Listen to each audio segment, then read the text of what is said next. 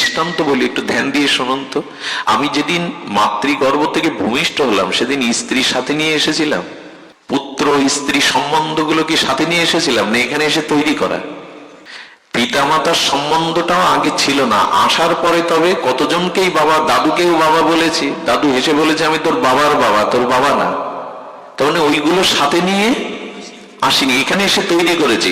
আচ্ছা, মৃত্যুর পরে স্ত্রীর সম্বন্ধ থাকবে, পিতামাতার সম্বন্ধ থাকবে? থাকে কি? কিন্তু ভগবানের সাথে তো পাতানো সম্বন্ধ নয়, এটা এই জন্মের নয়। শ্রী গুরুদেবের সাথে সম্বন্ধ তোমার এক জন্মের নয়। এ কথা কি মনে রেখেছি যে এরা যারা এই সম্বন্ধগুলো আমাদের তৈরি করা? আরো একটু কথা শুনুন।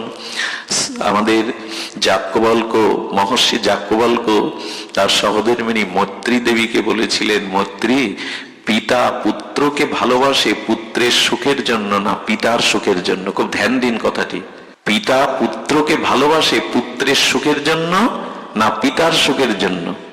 সন্তান মাকে ভালোবাসে মায়ের সুখের জন্য না নিজের সুখের জন্য। স্ত্রী স্বামীকে ভালোবাসে স্বামীর ভালোবাসার জন্য না নিজের সুখের জন্য। আবার স্বামী স্ত্রীকে ভালোবাসে স্ত্রীর সুখের জন্য না স্বামীর সুখের জন্য। আমাদের বেনাপোল পাটবাড়ির ঠাকুর হরিদাসের চরণাশ্রিত পরিষদ বৃন্দ, সেবক বৃন্দ, কমিটি বৃন্দ এসছেন। আমরা একটু ঠাকুর হরিদাসের ধামের মানুষদের একটু জয়ধ্বনি দিয়ে বরণ করি। জয় শ্রী গুরু প্রেমানন্দে গৌর হরি বল। জয় শ্রী। ওনাদের বারবার আসন বসুন। আমরা বলছিলাম জগৎ যাজ্ঞবল্ক্য, মহর্ষি যাজ্ঞবল্ক্য তিনি বেদজ্ঞ নন, শুধু ব্রহ্মজ্ঞ। তিনি বলছেন জগতের ভালোবাসাটা কোথাও না কোথাও সূক্ষ্ম স্বার্থ মেশানো। একমাত্র ভগবানের সাথেই সম্বন্ধটা চিরন্তন এবং ভগবানের সাথেই কেবল প্রেম হতে পারে, অন্য বস্তুর সাথে না। এখানে নিজ সুখের কমতি হলে, নিজ সুখের যদি অপ্রাপ্তি হয় তাহলে সে বস্তুর প্রতি আর ভালোবাসা থাকবে না। খুব ধ্যান দিয়ে শোনো, তাহলে একটু বসতে দিন, তো ভালোবাসা থাকবে না। আমরা একটু দূরে সরিয়ে আসি, ঠাকুর হরিদাসের চরিত্রাবলী থেকে একটু সরে এসে বলি কেন সম্বন্ধটা ভগবানের সাথে করতে হবে। আমাদের নিতাই দাস, দাসানুদাস তাদের অনুভূতিতে বলেছেন, কষ্ট পাবেন না কথাটা শুনে, সে সম্বন্ধ নাহি যার বৃথা জন্ম গেল তার। শুধু জন্ম বৃথা গেল না, একটু কঠোর শব্দ প্রয়োগ করেছেন, সে পশু বড়ই। ভগবানের সাথে সম্বন্ধটা না হলে জন্মটা বৃথা যাবে, বৃথা যাবে। পিতা আছে, মাতা আছে, চাকরি আছে, স্ত্রী আছে, পুত্র কন্যা আছে, আপনি বলে দিলেন বৃথা যাবে? সামনে আসুন। বৃথা যাবে? বলে হ্যাঁ। সে সম্বন্ধ নাহি যার বৃথা জন্ম গেল তার, সে পশু বড়ই দুরাচার। সুধীজন, সম্বন্ধ বৃথা হবে কেন না, নদীর সাথে যদি সমুদ্রের যোগ না থাকে সে নদী স্রোতহীনা হয়ে শৈবালে আবৃত হয়ে মরে যাবে। তো ভগবানের সাথে যার সম্বন্ধ নাই সে জীবন্তে মরা। যার জীবনে ভজন নাই, ভগবানের সাথে যার সম্বন্ধ নাই তিনি জীবন্তে মরা। নিঃশ্বাস প্রশ্বাস, ক্রিয়া প্রতিক্রিয়া, কর্ম থাকলেও তিনি মৃত। ভজন যার নাই তিনি মৃত। সুধীজন, মৃত ব্যক্তিকেই শৃগাল কুকুর কবলিত করতে আসে, সাপাত সংকুল হিংস্র জীবজন্তু তার মাংস ছিঁড়ে ছিঁড়ে খেতে আসে। তো যার ভগবানের সাথে সম্বন্ধ নাই, যার সাথে ভগবানের এই দিব্য ভজন নাই, তাকেও তো কাম ক্রোধ সংসার ছিঁড়ে ছিঁড়ে খাচ্ছে দিন রাত। ভজনহীন জীবন মৃত। এই জন্য ভজন বা ভগবানের সাথে সম্বন্ধটা একান্ত প্রয়োজন। যার সম্বন্ধ নাই তার আসা যাওয়ায় সার হয়। এই জন্য জগৎটা সাত্যের। কি বলছেন? স্ত্রী পতিকে ভালোবাসে পতির সুখের জন্য নয়, নিজের সুখের জন্য। আত্মনস্ত তু কামায়া সর্বং প্রিয়াং ভবতি প্রিয়াইব নৈব প্রিয় ভবতি। এ কথা মাথায় আসে না, আমাদের চিত্তে একথা রেখাপাত করে না যে নিজের সুখের জন্যই জগতের সব তোমাকে ভালোবাসছে। মায়ের গর্ভ থেকে ভূমিষ্ঠের সাথে সাথে স্ত্রীর সাথে আনেনি, পুত্র কন্যার সাথে আনেনি, কোনো সম্বন্ধই আনেনি। আবার মৃত্যুর পরেও এই সম্বন্ধ কারো সাথে থাকবে না, কিন্তু ভগবানের সাথে সম্বন্ধ আমার চিরদিনের। এই জন্য হরিদাস ঠাকুরের সেই দিব্য উক্তি, যার কেহ নাই তুমি আছো। কেউ তো আমার নয় প্রভু। আচ্ছা, স্বার্থটা কেমন? স্বার্থ নিজের সুখ না পেলে কেউ মনে রাখে না কেমন? একটা কথা বলি, দেখুন, স্বামী স্ত্রীকে এক জায়গায় করে যদি ভগবান জিজ্ঞাসা করে তোমরা আগে কে মরতে চাও, তোমরা কে আগে মরতে চাও, আমাদের দেশের সধবা মায়েরা কি বলে জানেন? প্রভু, শাঁখা সিঁদুর নিয়ে আমি ওনার আগে চলে যেতে চাই। আর কথাটা শুনে আমাদের মায়েদের, মেয়েদের চোখে জল আসে। কত বড় সাধ্যি, কত বড় স্বামী প্রাণা, পতি প্রাণা। স্বামীকে যদি বলা হয় তো বলে না, আমি ওর আগে চলে যেতে চাই। আর স্ত্রী শুনেও, সহধর্মী শুনেও মনে করে কি ভালোবাসা, আমার আগে যেতে। এর মধ্যে যে কতটা চালাকি জড়িত তা মানুষ জানে না। চালাকিটা কি জানেন?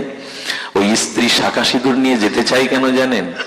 স্বামী হারা বিধবা হয়ে যদি পড়ে থাকি, আজকাল এই ছেলে মেয়ে এরা তোমায় দেখবে না, বৃদ্ধাশ্রমে পাঠিয়ে দেবে। বেটা থাকতে থাকতেই যদি যেতে পারি তবেই ভালো।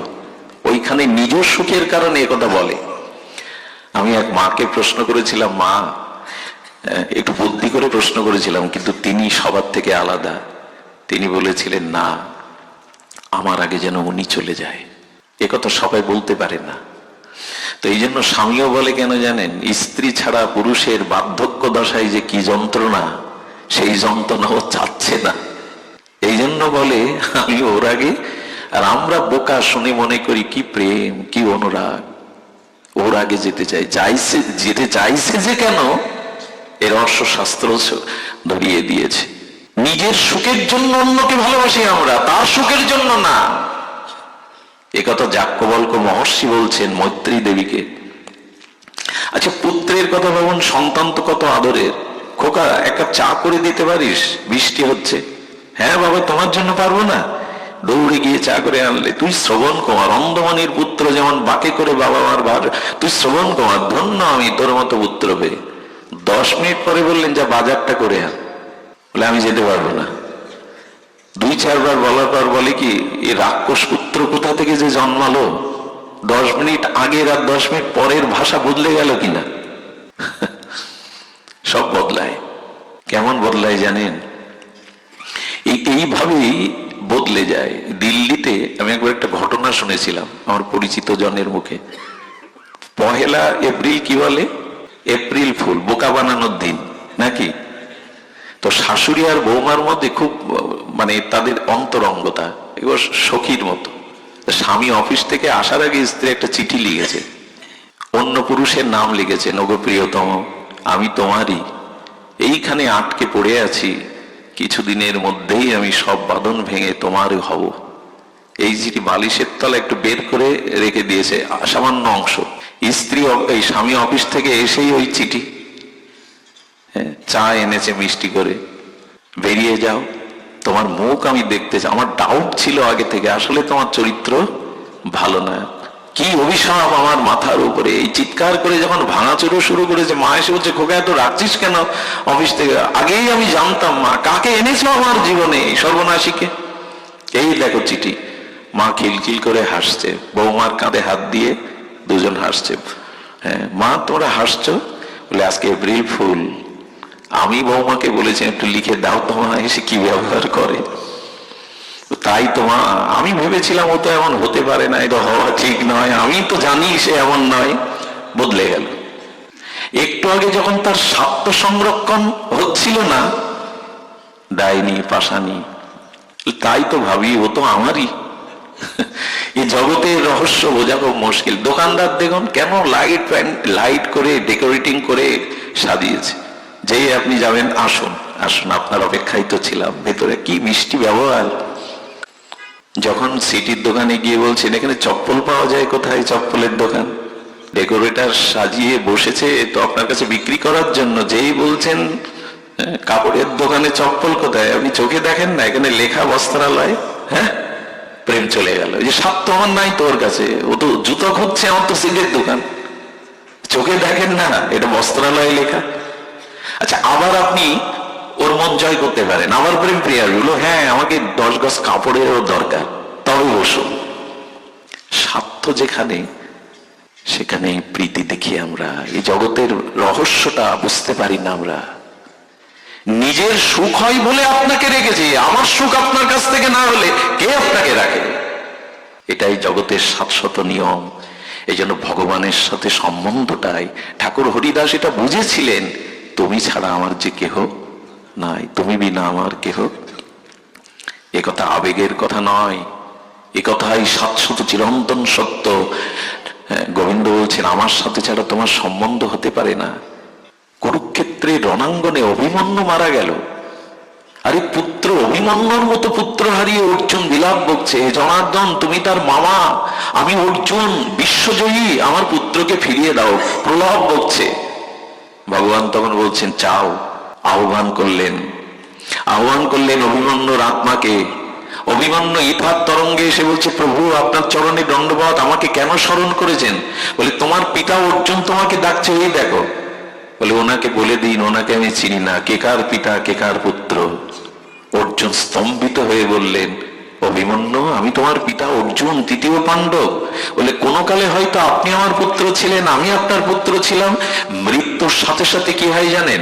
মৃত্যু মানে মৃত্যুর অত্যন্ত বিস্মৃতি। ঘুমালে যেমন আমি ভুলে যাই কে আমি, কে আমার স্ত্রী, কত টাকা পয়সা ব্যাংক ব্যালেন্স মনে থাকে গভীর ঘুমে, কিন্তু ঘুম থেকে উঠলে আবার স্মৃতি ফিরে আসে। যেদিন আর পুরনো কোনো স্মৃতি আর ফিরে আসবে না, এর নাম বিস্মৃতি, এর নাম মৃত্যু। এখনই যদি কেউ, আমি মারা যাই, আমার মা যদি 5 মিনিট পরে ভগবান আমাকে মার কাছে এনে দেন, আমি মাকে চিনতে পারবো না। মৃত্যুর অত্যন্ত বিস্মৃতি, সব ভুলে যায়। মৃত্যুর যন্ত্রণাটা তো কঠোর হয়, ওই সময় স্মৃতিশক্তি আর কিছু পেছনের মনে থাকে না। বলে ওনাকে বলে দিন আমি ওনার কেহ না, এক ভগবান ছাড়া আমার কেউ নেই। অভিমন্যু বলছেন আমি পরমানন্দ তার চরণে আছি। অর্জুন তখনই ভগবানের অভিপ্রায় বুঝলো, সত্যিই তো কেউ কারো নয়। আমরা কবে বুঝবো? এটা ঠাকুর হরিদাস বুঝতে পেরেছিলেন। না ঘর, না সজ্জন, না বিলাস, না পোশাক, না কোনো বন্ধু সজ্জন, একমাত্র হরিনামকে আর শ্রী গৌরকে তিনি জীবনের সার করেছিলেন। এই জন্য এই জগৎটা মায়া দ্বারা রঙিন করে দিয়েছে। বুঝতে পারছি না কে আমার। এই জগৎ ভয়াবহ রূপ নিয়েছে। বিদেশ থেকে তার ছোট্ট 2 বছরের ছেলের জন্য টাকা পাঠায়, তার সুন্দরী স্ত্রীকে, ছেলেটাকে দুধ কিনে দিও, মানুষ করো। আর এদিকে কি করে জানেন? এদিকে একটু সম্বন্ধ নূতন করে এই ছেলেটাকে বস্তায় পুড়ে কেটে নদীতে দিয়ে আরেকজনের হাত ধরে চলে যায়। এটা পুরুষও যায়। কত ডাস্টবিনে, কত অনাথ আশ্রমে পালন হচ্ছে, তারা অনাথ না, তাদের পরিচয় দেবে না বলে জন্মের পরে অনাথ আশ্রমে রেখে আসে। এই জগতের ভয়াবহতা আমি 2001 সালে একটা পাঠে বলেছিলাম। এই কেশবপুরেই একটা আখ খেতে এক নবজাতক শিশুকে তার মা পরিচয় দেবে না বলে ফেলে দিয়েছিল। 2টো কুকুর সারা রাত আখ খেতে ওই বাচ্চাটাকে পাহারা দেয়, পেপারে পড়ানো। কুকুর 2টো বুঝেছিলে নবজাতক শিশু অন্য প্রাণীর হাত থেকে সারা রাত জেগে রক্ষা করে ভোরের আলো ফোটার সাথে সাথে লোকালয়ে একজনের কাপড় টেনে একটা কুকুর এনে ওই বাচ্চাটাকে তার হাতে দিয়ে মাথা নত করে চলে গিয়েছিল। মানুষ এদিন লজ্জা পায়নি। এই জগৎ যে কত ভয়াবহ। সম্পত্তির জন্য পিতামাতাকেও মানুষ হত্যা করে। আশ্রমের গুরুদেবের পদের লোভে গুরুদেবকে মিথ্যা বদনাম দিয়ে তাড়িয়ে দিয়ে পদ দখল করে। এই জগতে যেখানে নিজের স্বার্থ নাই সেখানে প্রিয়তা থাকতে পারে না। এই জন্য এই জগতের রহস্য ভেবে ঠাকুর হরিদাস বুঝিয়েছিল, হে গৌর তুমি ছাড়া যে আমার কেহ নাই। সে সম্বন্ধ নাহি যার বৃথা জন্ম। সম্বন্ধটা হৃদয়ের, বুঝতে পারে। লোচন দাস ঠাকুরের কথা মনে আছে? এই লোচন দাস ঠাকুর মহাপ্রভুকে চিঠি লিখেছে, প্রভু বাসর রাতে যেতে যেতে, যেদিন মহাপ্রভুর বিষ্ণুপ্রিয়ার সাথে বাসর রাত্রি, সেদিন যেতে যেতে প্রিয়াজি চৌকাটে আঘাত লেগে প্রিয়াজির একটু আঙুল কেটে গিয়েছিল। মহাপ্রভু বুঝতে পেরে পায়ের একটা আঙুল দিয়ে ওটা চেপে ধরেছিল। এটা লোচন দাসকে এটা দেখার কথা বাসরের। পরে চিঠি লিখেছে, বধূ মায়ের চরণ এভাবে ব্যথা লেগেছিল। মহাপ্রভু অবাক হয়ে গেল, এই ও তো এখানে ছিল না, এটা লিখলো কি করে? আসলে গৌরকে এমন প্রাণ মন দিয়েছে, ওখানে যা ঘটে এখানে তা আসে। এই ভালোবাসাই চিরন্তন, ওই হৃদয়ের বার্তা এই হৃদয়ে ফুটে ওঠে।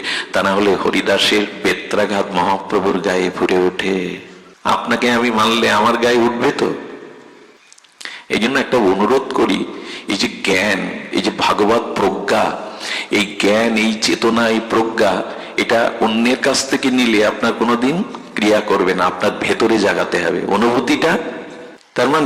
তার মানে খাদ্য গোডাউনে আছে না, সরকারের গোডাউনে চাল গম দোকানে আছে না, আপনার বাড়িতেও কিঞ্চিত থাকলেও আছে, কিন্তু ওতে ক্ষুধা যাবে যতক্ষণ ওটা রুটি সবজি তৈরি না করে উদরে না দেবেন? তো কথা বলুন, ক্ষুধা যাবে? আছে তো ঘরে। তেমনি জ্ঞান ভাগবতে আছে, গ্রন্থে আছে, অনুষ্ঠানে আছে, নিজের মধ্যে যদি না জাগে আদার করবে না। আচ্ছা, পৃথিবীর সবখানে রাত্রে এখন লাইট আছে, ল্যাম্প পোস্টে আছে, লোকের বাড়িতে আছে, শপিং মলে আছে, কিন্তু আপনার প্রাইভেট কারে লাইট নেই, চলতে পারবেন? আরে পথ চলতে গেলে আপনার গাড়িতেই বাতাস কোথায় নেই?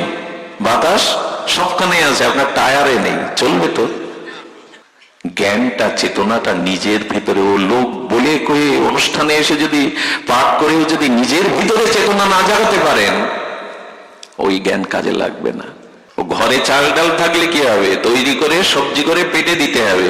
পরোক্ষ জ্ঞানের দ্বারা কিছু হবে না, অপরোক্ষ জ্ঞান চাই। আর এই অপরোক্ষ জ্ঞানের মূর্তি হলেন হরিদাস। আপনি আচরণ করে ব্রহ্মা এবং ভক্তশ্রেষ্ঠ প্রহ্লাদের নিষ্ঠা নিয়ে এসে আচরণ করে দেখিয়ে গেলেন। এই আচরণ নিজের মধ্যে না আসলে অনুভূতি কখনো জাগবে না।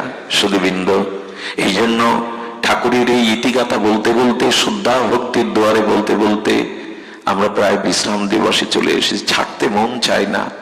আপনাদের মতো স্নিগ্ধ নির্মল চিত্ত ভজনানন্দী ভক্তের সান্নিধ্য পাওয়াটা বড় দুর্লভ।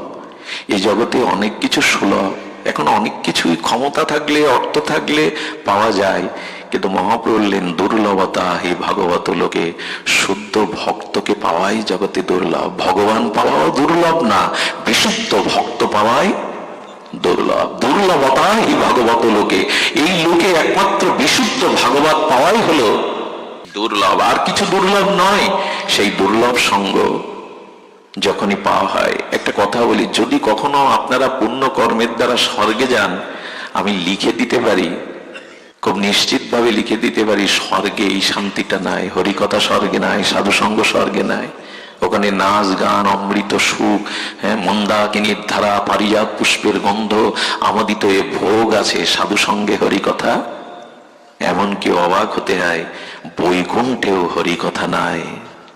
বৈকুণ্ঠে ভগবান আছেন, তার চরণ আছে, কিন্তু সাধু সঙ্গে হরিকথা।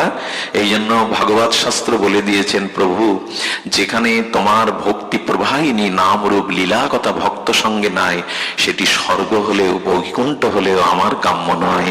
যেখানে তোমার ভক্তগণ মিলিত হয়ে তোমার গুণগাথা চন করছেন, সেটাই আমার একমাত্র আশ্রয় হোক। এই জন্য সকালে প্রভাতে উঠে শুদ্ধ ভক্তেরা এই প্রার্থনা করে, প্রভু দিনন্ত একটু সাধু সঙ্গ দিও, দিনন্ত একটু সাধু সঙ্গ দিও। গতকালে আমি বলছিলাম, বহু জন্মের স্বীকৃতি অর্জন হলেই কেবল শুদ্ধ ভক্ত সঙ্গে এই হরি কথা পাওয়া যায়। এটি বৈকুণ্ঠেও নাই, এটি স্বর্গে তো নাই। আর এই হরিকথার অমৃত পানের জন্য নিগম কল্পতরুর গলিতন ফলং সুখ মুখদাম দ্রব্য অমৃত সংযুতম পিবত ভাগবত রসমলয়ম মোহরসিক ভাব ভাবুকা।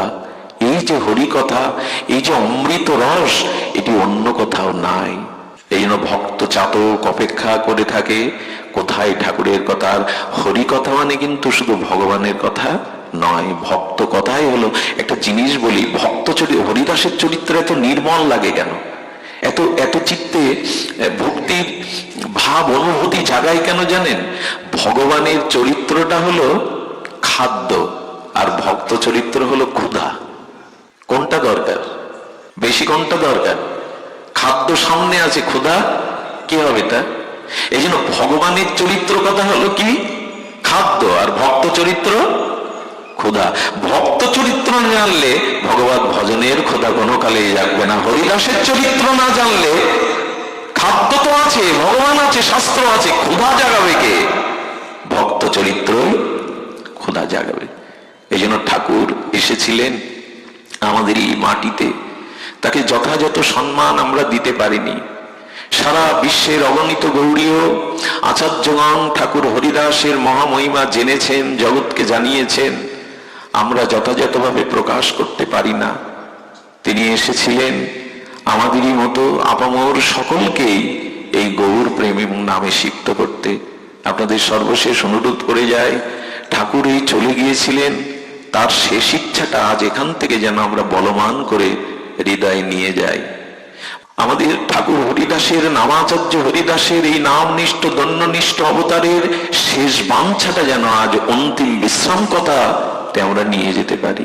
আজ আসুন, যজ্ঞের শেষে যজ্ঞে একটা আহুতি দিতে হয়, একটা ফল দিয়ে আহুতি দিতে হয় না? তা আজকের এই দ্বিতীয় দিবসীয় ঠাকুর হরিদাসের শুভ আবির্ভাব মহামহোৎসবে এই হরিকথা ভক্ত সঙ্গযজ্ঞে আমরা আহুতি দেব ঠাকুর হরিদাসের ওই শেষ চাওয়াকে নিয়ে। এটাই যেন আমাদের আহুতি হয়, এটাই যেন আমাদের চাওয়া হয়। বিখ্যাত হয়ে আছে, হৃদয় অনুরণন হয়ে আছে গৌড়ীয় বৈষ্ণবের, হৃদয়ে ধরিব তোমার ও কমল চরণ।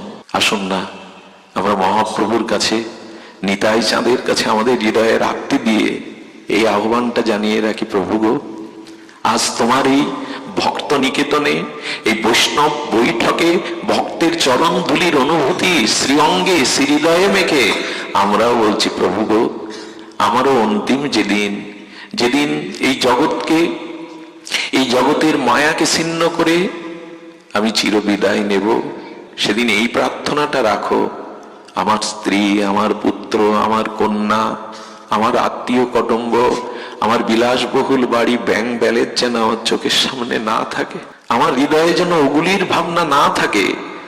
হরিদাস ঠাকুরের এই প্রার্থনা প্রত্যেকটি প্রগতিশীল ভজনশীল ভক্তিপথের যাত্রীকে এটাই চাইতে হবে, হৃদয়ে ধরিব তোমার ও কমল চরণ। প্রভু, শেষের দিনে, সেই বিদায়ের দিনে, সেই অন্তিম দিনে আমার হৃদয়ে তোমার কমল চরণ দুখানা যেন আমি ধরতে পারি। হয়তো ঠাকুর হরিদাসের মতো তোমাকে সামনে পাবো না, কিন্তু হে মনের প্রিয় দেবতা, হে প্রেমের দেবতা, আমি মনের মানুষে যেন তোমার চরণ দুখানা কমল চরণ যেন আমি আমার হৃদয়ে ধারণ করতে পারি। ধারণ করব কি? বিষয় আসক্ত জীব তার চরণকে ধারণ তো কখনো করিনি। তাই যতটুকু দিন বাকি আছে, সময় বাকি আছে, জানেন সময় বড় মূল্যবান। আমার খুব মনে হয় কি জানেন, জগতে অর্থবিত্ত পদ প্রতিষ্ঠা মূল্যবান থাকলেও মহামূল্যবান সময়। আমি হাসপাতালে এক মাকে আর বাবাকে চিৎকার করে কাঁদতে শুনেছিলাম 5 মিনিটের জন্য। ডাক্তার নাড়ি ধরে বলেছিল, মা 5 মিনিট আগে যদি তাকে আনতে, তবে তাকে বাঁচানোর একটা শেষ চেষ্টা আমাদের ডাক্তারি শাস্ত্রে ছিল। আচ্ছা বলুন তো, ওই পিতামাতার কাছে তখন 5 মিনিট সময় কত মূল্যবান মনে হয়? এই জন্য আমাদের জীবনে সময় খুব মূল্যবান। আগামীকাল সূর্যের মুখ আমি দেখবো, এমন তো যে কথাগুলো কি শুধু আবেগ সৃষ্টি করা কথা না, কাল কখন আসবে আমরা জানি না। এই জন্য প্রতিটি মুহূর্ত, প্রতিটি ক্ষণকেই ভজনে, চিন্তনে, অনুধ্যানে কাজে লাগান। এই জগতে যা গড়েছেন তাসের ঘরের মতো ভেঙে যেতে সময় লাগবে না। রাজা মহারাজাদেরও আজকে রামচন্দ্র খানের জমিদারির সেই রাজপ্রাসাদ তো নেই বেনাপোলে। আছে কি? সাতক্ষীরার জমিদার বাবুদের জমিদার প্রাসাদ গুলো আছে মাথা উঁচু করে? কই নাই তো। যেটা থাকবে হৃদয়ে সেই প্রেম। তাই ভগবানের কাছে ঠাকুর হরিদাসের এই প্রার্থনাটাই আজকে আমরা পুষ্পাঞ্জলি, ভাষণাঞ্জলির মাধ্যমে এই যজ্ঞের পূর্ণ আহুতি দেব, হৃদয়ে ধরিব তোমার ও কমল চরণ। আর একটা কথা প্রভু, যদি ওই সময় চরণ মনে না আসে, তোমার নাম মনে না আসে, তুমি পারবে না কৃপা করে স্মরণ করিয়ে দিতে? তুমি এসে স্মরণ করিয়ে দিও, তুমি মনে করিয়ে দিও, আমি তোমার নয়নে হেরিব তোমার ও চন্দ্রবদন। প্রভু চোখ দিয়েছিলে তো ভক্তকে দেখতে, ভগবানকে দেখতে। সারা জীবন বিষয় আশায় স্ত্রী পুত্রকে দেখেছি, তোমাকে নয়ন মিলিত অনুরাগ দৃষ্টিতে দেখিনি। তাই নিবেদন, হৃদয়ে যদি তোমার চরণ থাকে, তবে নয়ন চাইবে তোমার সেই কমল বদন দর্শন করতে। আমাকে ভুলে যেতে দিও না, আমাকে ভুলে যেতে দেও না। সেদিন যেন আমার নয়ন তারায় তোমার কমল চন্দ্র বদনকে আমি এই প্রার্থনাটাই আমাদের পূর্ণাহুতি। এই প্রার্থনা এখান থেকে নিয়ে যান ঠাকুর হরিদাসের এই দিব্য প্রার্থনা, এই আত্মনিবেদন, এই অন্তিম নিবেদন, বিশ্রাম নিবেদন। হৃদয়ে ধরিব তোমার ও কমল চরণ, নয়নে হেরিব।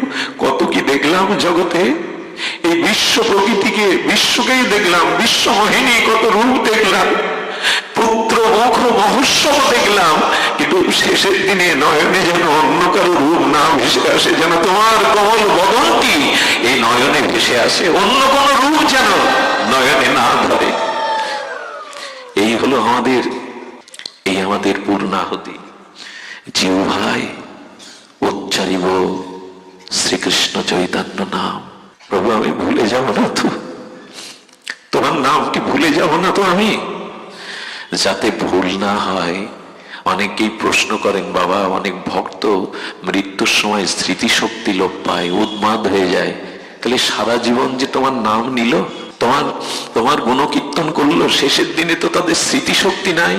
প্রভু বললেন, যারা সারা জীবন নিরপরাধে আমার নাম নিত্য নিরন্তর নিয়েছে, যদি শেষের দিনে কোন রকমে তার নাম নিতে ভুল হয়, আমি তার হৃদয়ে বসে তার হয়ে নাম নিয়ে নেব, আমি তার জিহ্বায় বসে নাম নিয়ে নেব, এটি তার দায়িত্ব। এই জন্য প্রভু আমার জিহ্বা তো সারা জীবন বিষয় কথা বলে গেল, কত কথা এই জিহ্বা বলে গেল। মানুষ বাড়িতে বসে কথা বলার লোক না পেলে পাড়ায় চলে যায়, প্রতিবেশীর বাড়ি চলে যায়, চায়ের আড্ডায় চলে যায় শুধু কথা বলার জন্য, কিন্তু সেই জিহ্বা তোমার নাম নিল না, তোমার কথা বলল না। কথা বাড়িতে বলার লোক না থাকলে আমরা পাড়া প্রতিবেশীর বন্ধু সজ্জন চায়ের আড্ডায় চলে যায়, কিন্তু এই জিহ্বা পেয়ে তোমার নাম তো নেওয়া হলো না। এই জন্য জিহ্বায় উচ্চারিব শ্রীকৃষ্ণ চৈতন্য নাম। কেন জানেন? সারা জীবন হরে কৃষ্ণ নাম নিয়ে এখন বলছে কেন শ্রীকৃষ্ণ চৈতন্য নাম? কারণ শ্রীকৃষ্ণ চৈতন্য এবার দিতে এসেছেন, ভক্ত ভাব অঙ্গীকার করে এসেছেন, রাধা ভাব নিতে এসেছেন। হা গৌর বললে বিচার না করে যে তাকে কৃপা করেন গৌর, কৃষ্ণ বললেই কৃষ্ণ পাবেন এমন নয়, কিন্তু আমার গৌর নামের এমন মাধুর্য, এত পতিত পাবন, এমন অনার্পিত করুণা নিয়ে এসছেন। হা গৌর বললে তিনি বিচার না করে, পাত্র বিবেচনা না করে প্রভু তাকে কৃপা দিতে ছুটে আসেন।